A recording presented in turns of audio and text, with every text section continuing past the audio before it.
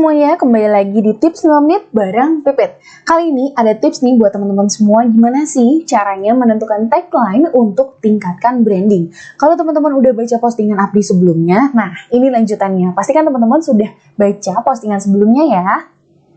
Oke, tagline itu sebenarnya apa sih? Oke, tagline itu sebenarnya merupakan slogan atau sebuah kata yang menjadi ikon dari sebuah perusahaan. Biasanya nih, dengan hanya kita sering atau terus-menerus kita membicarakan tentang tagline kita, membicarakan tentang slogan kita, nah itu akan terngiang-ngiang terus di benak masyarakat, dan itulah yang dinamakan dengan bagusnya atau tingkat brandingnya sudah sangat bagus sekali. Jadi dengan tagline ini memang sangat membantu sekali untuk kita meningkatkan branding kita. Ketika kita meningkatkan branding atau ketika branding kita naik, otomatis produk kita penjualannya akan meningkat dan omset juga akan meningkat. Nah, umumnya satu brand itu memiliki satu slogan atau satu tagline. Namun, ada juga yang membuat tagline itu pada setiap campaign launching. Jadi misalnya bulan ini mereka launching produk apa atau program baru apa, nah tagline-nya itu berbeda. Itu disebut dengan tagline campaign gitu. Nah, mengapa tagline itu penting?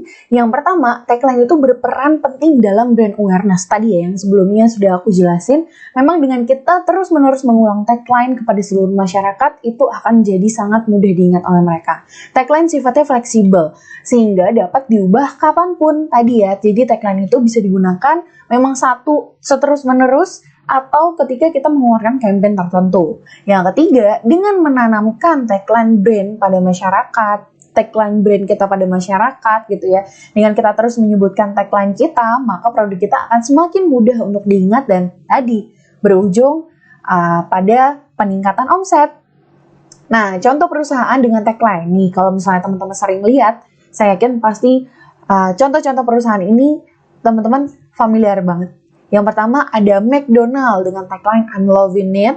Yang kedua ada KFC dengan jagonya ayam.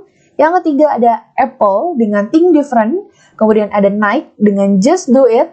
Kemudian ada LG atau Life's Good. Dan Nokia ada Connecting People nih buat teman-teman yang sempat pakai Nokia ya kan, Connecting People slogannya. Dan yang terakhir teh botol sosro, ada apapun makanannya, minumannya, teh botol sosro. Nah, itu tuh merupakan tagline-tagline yang memang bisa secara tidak langsung masuk ke dalam alam bawah sadar setiap masyarakat atau calon konsumen. Sehingga secara nggak langsung, si konsumen tersebut mencoba dan akhirnya melakukan repeat order terhadap produk yang tagline-nya sudah masuk ke alam bawah sadarnya gitu. Dan ketika diminta, misalnya ditanya, kamu lebih suka ayam crispy apa? Jawabnya KFC. Kamu lebih suka burger apa? Jawabnya McD gitu ya, dan lain sebagainya.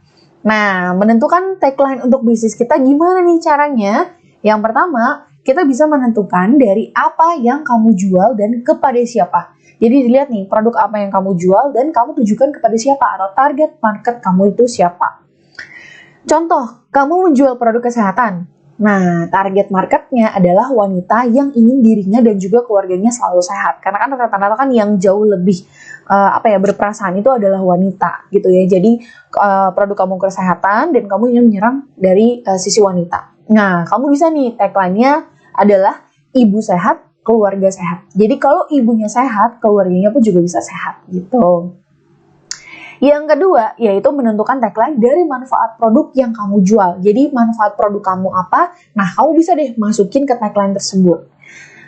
Kamu bisa mempresentasikan manfaat terpenting dalam produk kamu. Contoh nih ya, misalnya kita tadi masih menjual produk-produk kesehatan, contohnya salah satunya essential oil.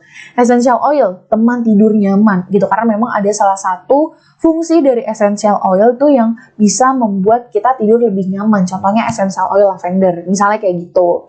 Ataupun lebih sehat dengan madu murni gitu. Jadi ketika kamu minum madu murni gitu, ini yang kita tawarkan ke konsumen, ketika kamu minum madu murni, kamu akan jauh lebih sehat gitu. Jadi hal-hal apa atau manfaat produk apa atau manfaat produk kamu apa, kemudian kamu buat sebagai tagline dan kamu sambungkan dengan produk kamu gitu, atau kegiatan manusia atau kegiatan masyarakat yang umum gitu ya. Nah, yang ketiga, menentukan tagline dari hal yang kamu tawarkan atau keunggulan apa dari kompetitor kamu. Jadi, kamu bisa istilahnya membuat tagline yang memang memunculkan keunggulan-keunggulan dari produk kamu. Nah, rumusnya satu ini cocok banget kamu aplikasikan ketika kamu punya bisnis yang memang banyak pesaingnya. Kayak contohnya jualan baju, jualan sepatu, itu kan banyak banget pesaing. Nah, rumus ketiga ini bisa kamu manfaatin ketika kamu, misalnya kamu hanya fokus berjualan hijab. Hijab itu kan banyak banget ya, modelnya banyak banget. Di pasaran juga banyak banget. Nah, contoh tagline-nya kurang lebih seperti ini. Hijab nyaman, insya Allah halal. Gitu kan.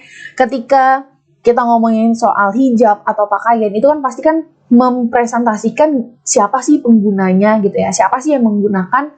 Oh, kalau hijab tuh yang menggunakan ya udah wanita muslim yang biasanya ingin menutup auratnya, ingin terlihat lebih sopan dan lain sebagainya. Nah, makanya di akhirnya insya Allah halal. Nah, ini hanya sebagian contoh aja. Kamu bebas menentukan tagline kamu itu mau pakai rumus yang mana, yang 1, 2, atau 3, itu terserah kamu. Yang penting kamu bisa memanfaatkan tagline tersebut untuk meningkatkan brand awareness dan juga ujung-ujungnya meningkatkan omset kamu. Oke deh, sekian dulu untuk tips kali ini. Semoga bermanfaat ya. Sampai jumpa di tips selanjutnya. Dadah!